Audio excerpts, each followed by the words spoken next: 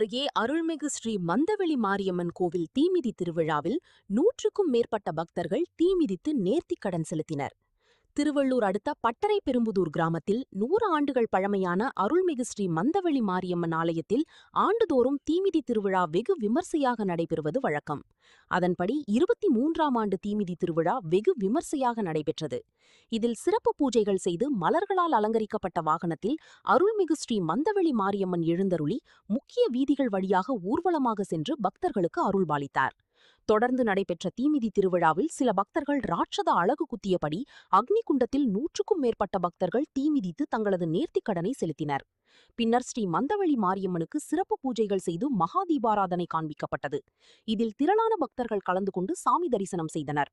இந்நிகழ்ச்சியில் அன்னதானம் மற்றும் வான வேடிக்கைகள், தெருக்கூத்து நிகழ்ச்சிகளும் நடைபெற்றது.